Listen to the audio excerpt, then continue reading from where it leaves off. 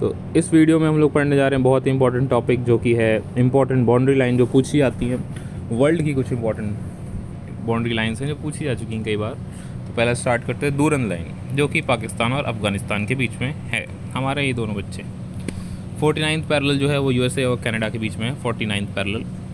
McMahon line आपको पता है इंडिया और चाइना के बीच में या इंडिया और तिब्बत के बीच में। मैगिनॉट लाइन फ्रांस और जर्मनी के बीच में। मैगिनॉट लाइन फ्रांस और जर्मनी के बीच में होता है। 24th पैरेलल लाइन इंडिया और पाकिस्तान के बीच में है, ऐसा पाकिस्तान कहता है।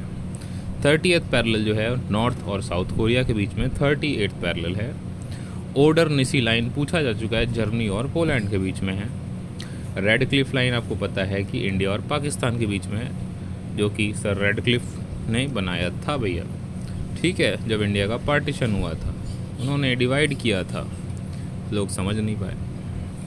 तो दूरन लाइन फिर से पढ़ लो, पाकिस्तान और अफ़गानिस्तान के बीच में दूरन लाइन। 49 पैरेलल यूएसए और कनाडा के बीच में। यूएसए और कनाडा से तुरंत से आप सारे के सारे लेक याद कर लें कि यूएसए में लेक होता है मिचिगन, और यूएसए कनाडा में ओंटारियो, फिर लेक सुपीरियर, फिर एक ईरी लेक था, वो भी था। तो सब याद कर लें आप एक साथ तो अच्छा है। और मैकमोहन लाइन आपको पता है इंडिया और चाइना या तिब्बत के बीच में है। मैगिनॉट लाइन जी से मैं याद कर लेता हूँ जर्मनी और फ्रांस, ठीक है। 24th पैरेलल इंडिया और पाकिस्तान के बीच में, ऐसा पाकिस्तान मानता है कि इंडिया और पाकिस्तान के बीच में 24th पैरेलल लाइन है। 30th पैरेलल जो है नॉर्थ कोरिया और साउथ कोरिया के बीच में है, याद रख लीजिए। ओडर निसी लाइन जो है जर्मनी और पोलैंड के बीच में है, ओडर निसी। और रेड क्लिफ लाइन इंडिया और पाकिस्तान के बीच में तो है ही है। अब कुछ लैंडलॉक कंट्रीज़ की बात करते हैं। तो एशिया में जो है कुछ जो लैंडलॉक कंट्रीज़ हैं वो कौन कौन सी हैं, तो वो है अफ़गानिस्तान, नेपाल। आप ये ज़रूर देखें कि उनके आसपास कंट्रीज़ कौन सी हैं, आप एक बार मैप खोल के आप देख लीजिएगा। Afghanistan, Nepal, Mongolia, Laos, Uzbekistan, Bhutan, Kazakhstan I think सबसे बड़ा लैंडलॉक कंट्री है, किर्गिस्तान, तजिकिस्तान और आर्मेनिया। ये कजाकिस्तान, किर्गिस्तान, तजिकिस्तान सब आसपास ही हैं, याद रखें। फिर यूरोप में आता है तो ऑस्ट्रिया, फिर चेक Republic, Slovakia, Luxembourg, Switzerland, Hungary, Serbia, Vatican City, North Macedonia, Moldova, Andorra, Liechtenstein, Belarus, San Marino. ये यूरोप में है। अफ्रीका में Botswana, Burkina Faso, Burundi, Chad, Lesotho, Malawi, Mali, Niger, Zimbabwe, Uganda, Zambia, Rwanda, Swaziland, Central African Republic, Ethiopia, South Sudan. ये सब countries जो हैं वो landlocked countries हैं।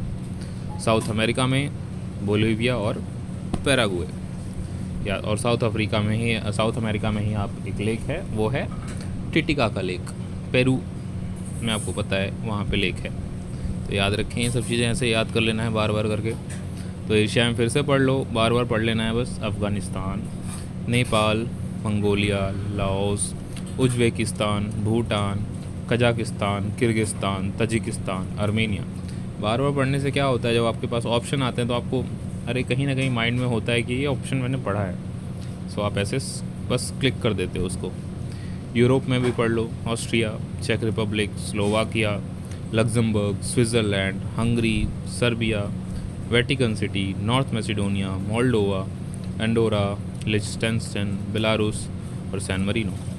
अफ्रीका में Botswana, Burkina Faso, Burundi, C से चैड हो गया, एल से लेसोथो हो गया, एम से मलावी, माली, उसके बाद नाइज़र हो गया, जिम्बाब्वे हो गया, युगांडा, जाम्बिया, रवांडा, स्वाज़ीलैंड हो गया, एथियोपिया, साउथ सूडान हो गया। और साउथ अमेरिका में दो ही हैं, वो है बोलिविया और पैराग्वे।